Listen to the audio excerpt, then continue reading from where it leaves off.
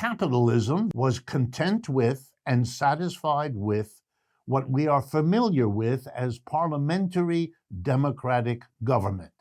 You know, elections every year, people elected to one or two house legislature, like our Congress, and going about the normal business of running a capitalist society. The capitalism that was normally perfectly happy with conventional representative electoral democracy was falling apart.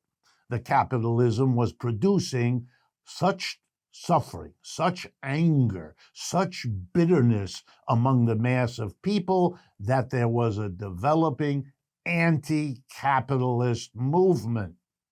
And this scared the capitalist class. And when that happens, there's a strong push, doesn't always succeed, but a strong push to push aside representative democracy, all of that, and have the iron heel, the iron fist.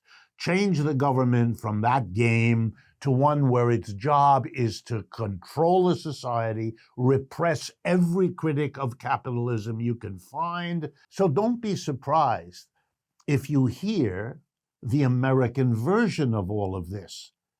Here's how it works.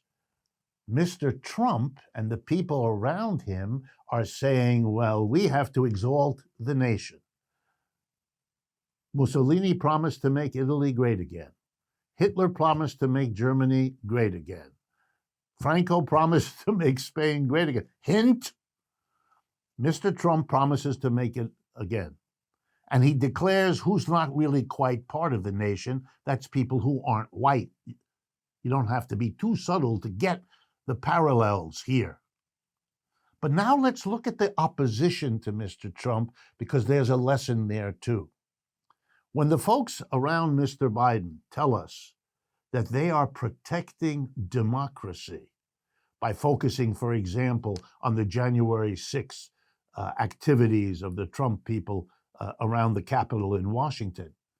Yeah, I know what they mean. They want the elections to go on. But if you look at it historically, what you're really getting is a demand for how things were before. It's a demand of people who don't want to see or face that capitalism is in deep trouble. And if something isn't done about that, the turn towards fascism will only accumulate more steam, more support, more momentum. Against Mussolini, there were Italians who wanted to protect parliamentary democracy in Italy. They lost. Against Hitler, there were all kinds of liberal Germans who wanted to protect their parliamentary democracy. They lost. The same thing, the government in Spain wanted to continue to be a representative electorate, and they were destroyed. This is a problem. The problem is the debate about protecting democracy versus protecting the nation, the racial soul, the Aryan, whatever it be. These are disguises for two alternative ways of protecting capitalism. But because they can't say that, and because they can't really face it, they can't deal with it either. So the problem keeps getting worse. That's why Americans rightly have the sense that the underlying difficulties keep getting worse. Our job situation, our income situation, the fact that the shelves in our supermarkets can't be maintained. These are all signs of a system that isn't working, and Americans know it.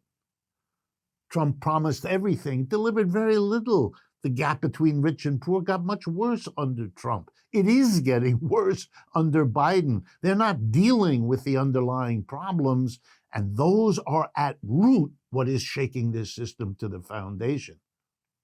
Glorifying the nation and using that to come down, will that happen in the United States? It certainly may.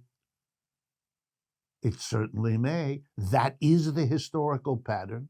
We are not exempt from that.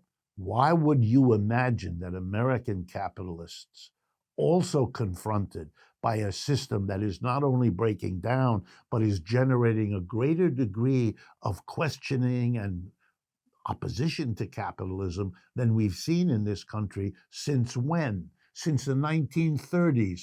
And what was that period?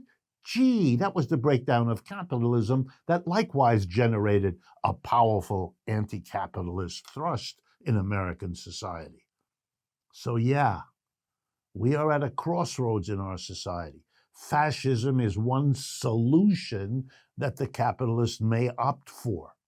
And the real political question is whether an opposition to that solution is possible. Saying we want to protect democracy, go back to the way things were, I frankly don't think that's an available option. And that means maybe the time has come when the left has to be able to say, we really do want not to save capitalism, but to go to a new, different, and better system. Because saving capitalism has had this 100-year history from the March on Rome fascist solution to the present moment when we face something so very similar.